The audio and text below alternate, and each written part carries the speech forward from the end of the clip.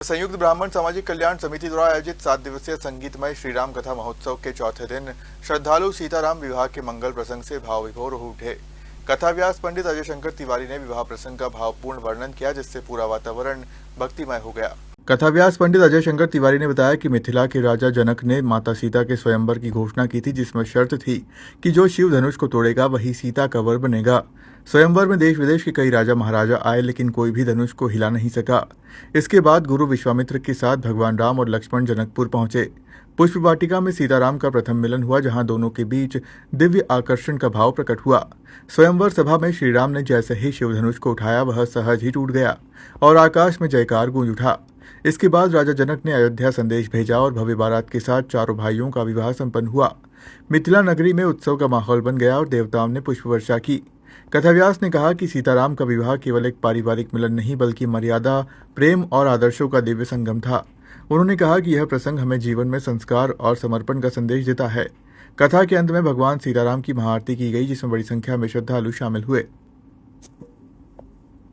धनुष को उठाने के लिए आता था तब 9,999 राजा जो बैठे थे, वो अपने इष्ट देव, अपने प्रभु, अपने भगवान से ये विनती करते थे कि इससे धनुष हिले ना।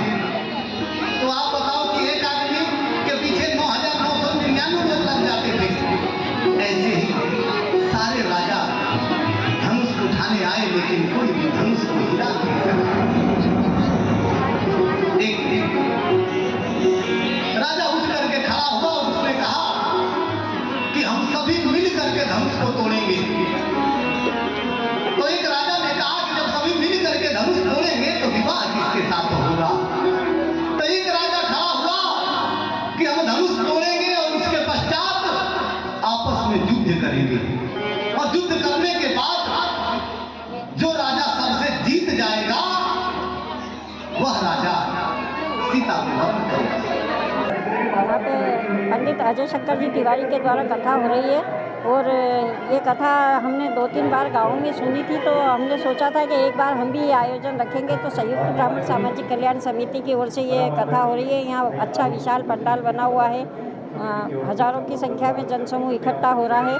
और शुरू दिन 4 तारीख को हमने सुहाग की मेहंदी का वितरण किया था, और आज हम सुहाग का कंकु का वितरण करेंगे। मेरा नाम ललिता तिवारी, राष्ट्रीय उपाध्यक्ष।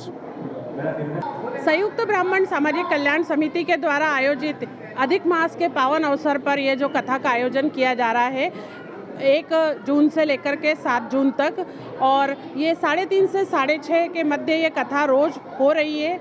आज अधिक मास के इस पावन अवसर पर बहुत ही शुभ प्रसंग कथा में हुआ है। प्रभु राम और माता सीता का विवाह हुआ है, स्वयंवर हुआ है, और इसमें विशाल जन समूह एकत्रित हुआ है। खास करके जितनी भी हमारी मातृशक्तियाँ हैं वो विशाल संख्या में उपस्थित हुई है, और इसके लिए मैं आज इस प्रसंग के शुभ अवसर पर बहुत बहुत हार्दिक बधाई प्रेषित करती हूँ सभी को। और साथ ही इस कथा के अवसर पर आज हम जो समिति है संयुक्त ब्राह्मण सामाजिक कल्याण समिति, इसने जनकपुर नेपाल से माता सीता का सिंदूर मंगाया है, जो कि अखंड सौभाग्यवती स्त्रियों को आज वितरण किया जाएगा, उनके अखंड सौभाग्य की कामना हेतु।